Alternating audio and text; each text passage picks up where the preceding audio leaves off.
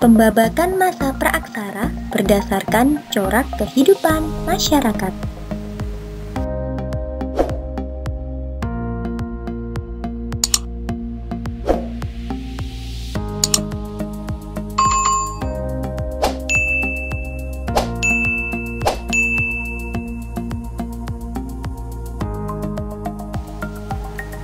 Kala Pleistosen.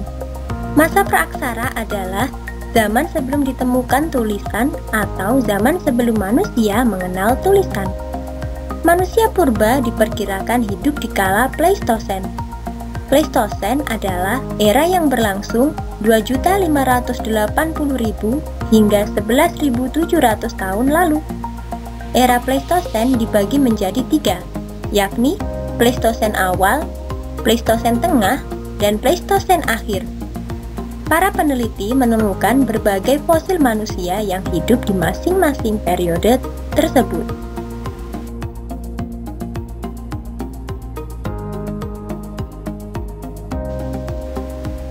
Jenis manusia purba masa praaksara dibagi menjadi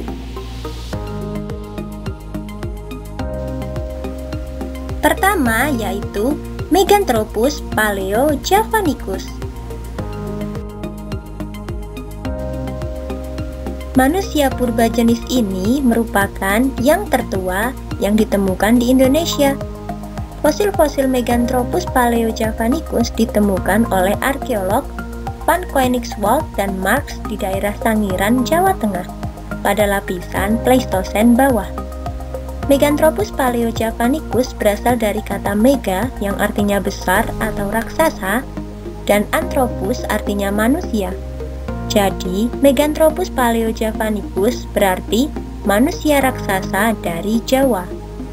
Adapun ciri-ciri Meganthropus paleojavanicus yaitu A. Hidup sekitar 2 juta hingga 1 juta tahun yang lalu. B. Memiliki badan yang tegap dan rahang yang kuat.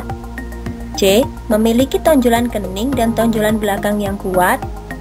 D. Tidak memiliki dagu. E. Masih mengumpulkan makanan. Dan F. Pemakan tumbuhan dan umbi-umbian. Awalnya Meganthropus paleojavanicus digolongkan sebagai Australopithecus. Namun, hasil penelitian lebih lanjut menggolongkan manusia purba ini ke dalam Homo erectus paleojavanicus.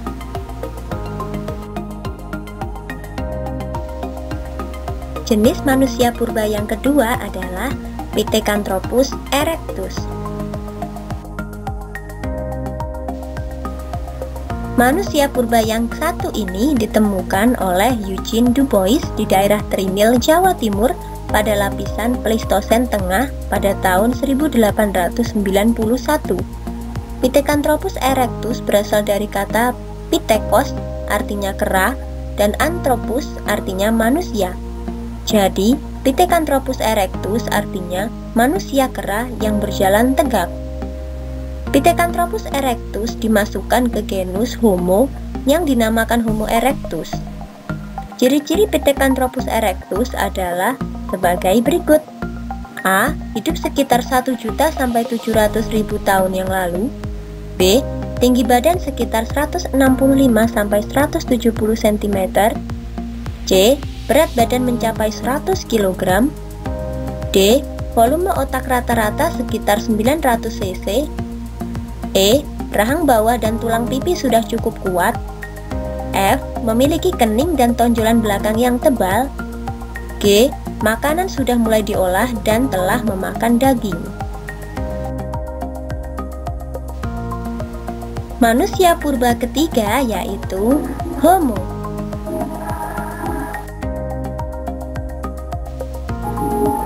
Jenis manusia purba ini merupakan manusia purba yang paling muda dibandingkan manusia jenis lainnya, serta memiliki tingkat kecerdasan yang cukup tinggi. Ciri-ciri Homo adalah sebagai berikut. A. Sudah mulai berjalan tegak seperti manusia sekarang meskipun belum sempurna. B. Bentuk muka dan hidungnya lebar. C. Dahi dan mulut menonjol meskipun tidak seperti manusia purba sebelumnya. Beberapa manusia purba jenis Homo yang ditemukan di Indonesia yaitu Homo soloensis, Homo wajakensis, dan Homo floresiensis.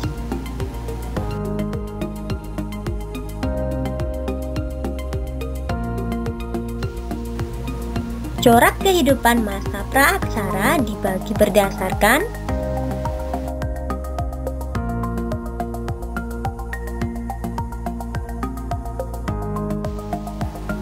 pertama, yaitu benda-benda hasil kebudayaan masa praaksara yang dibagi menjadi beberapa zaman.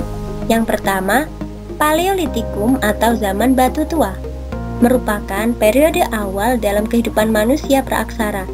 Ciri-ciri benda hasil kebudayaannya adalah alat batunya masih kasar, belum dihaluskan di sebagian atau kedua sisinya.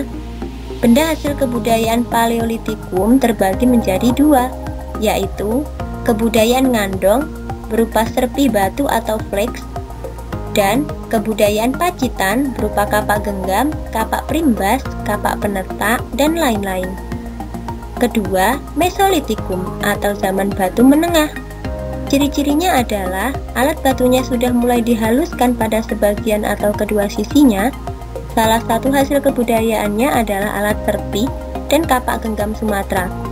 Ketiga, Neolitikum atau zaman batu muda. Ciri-cirinya adalah alat batunya sudah dihaluskan pada kedua sisi benda. Hasil kebudayaannya berupa kapak lonjong dan kapak persegi. Zaman logam merupakan era yang keempat. Manusia praaksara sudah dapat membuat benda-benda dari logam. Contohnya candrasa, nekara, moko, bejana perungu, mata panah, dan tombak. Mereka juga sudah mengenal teknik pembuatan benda dari logam, yaitu bivalve dan cireperdu.